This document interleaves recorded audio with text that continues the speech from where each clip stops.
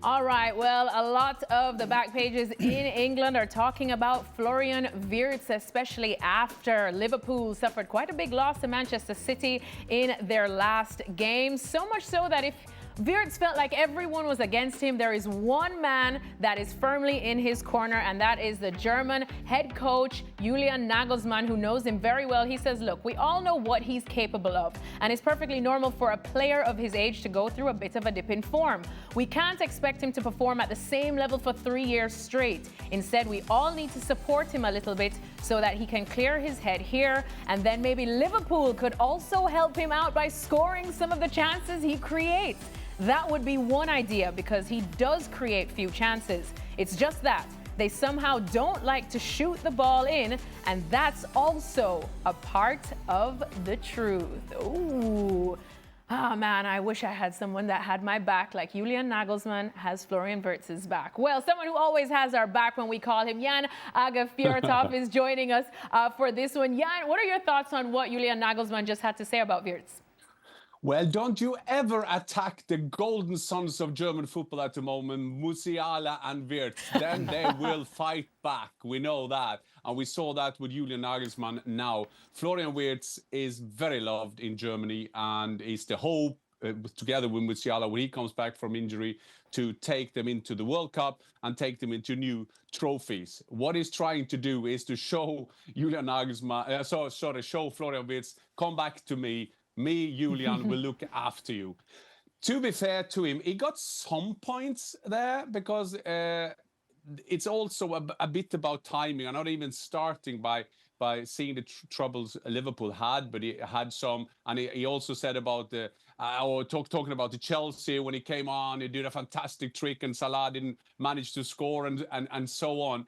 But I think that what he tries to say is, and he understands the situation in England, that I think that Florian Wirtz with no goals or no assists in the Premier League and costing so much, we knew that will happen. That will happen to any player. But Julian Nagelsmann tries to defend him. I think the main problem now from Florian Wirtz that he is now the symbol of bad Liverpool seasons. But I see him as a consequence of a bad Liverpool seasons, where there are a lot of different other reasons why that has happened. But now, with the price tag and no assists and no goals, he is a perfect symbol for them. Stevie, I mean, we just saw that stat there. He's actually creating chances, second most in the Premier League without an actual registered assist. Oh, he's actually creating chances. I would listen. I've not missed a second of all Liverpool games this season. Yeah. And if he's created 15 chances, then I need to go and change my glasses. I'm sorry. This is totally and utterly just try to prop him up. There's only one thing I agree with him when, and that is that because Liverpool are struggling, then he clearly will struggle. He's a guy who operates in the final third. That's his place.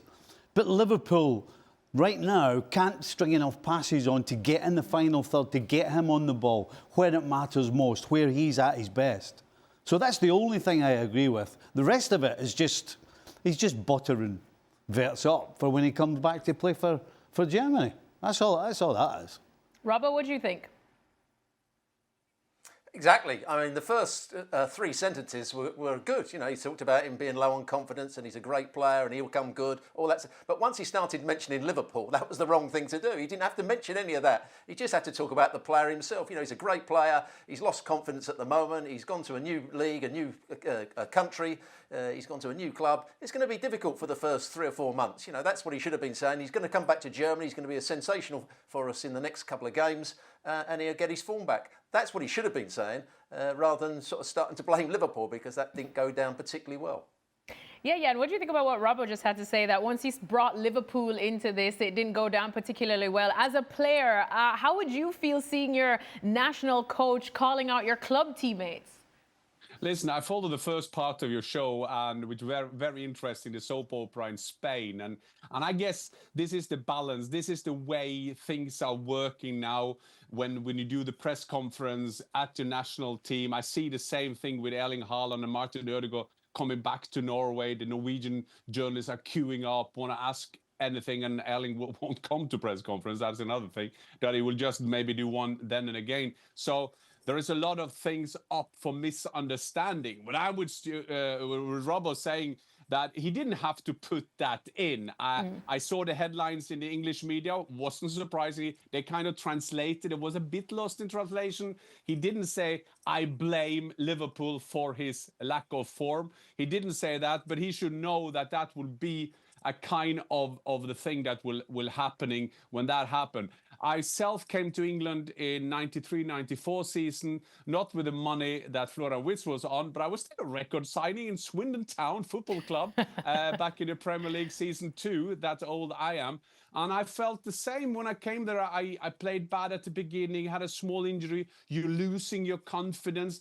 And it's clearly, we have all followed Florian Wirtz's career. We have watched the Bundesliga. I've been close to seeing him in Leverkusen over the years. And of course, you see a player now losing slowly his confidence. And also, Steve is saying the right thing because he's just like floating around. He can't find his position.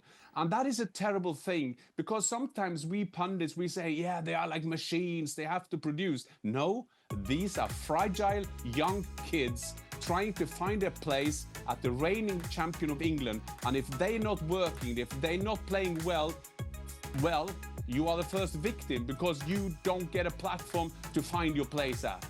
If I was going to put a positive on Florian Wirtz, I would say that number one, he's kept his mouth shut. You know, he's not in the papers talking about how he's not playing and blah blah blah. And the other thing I would say is that when he actually has been on the field, he's not hiding.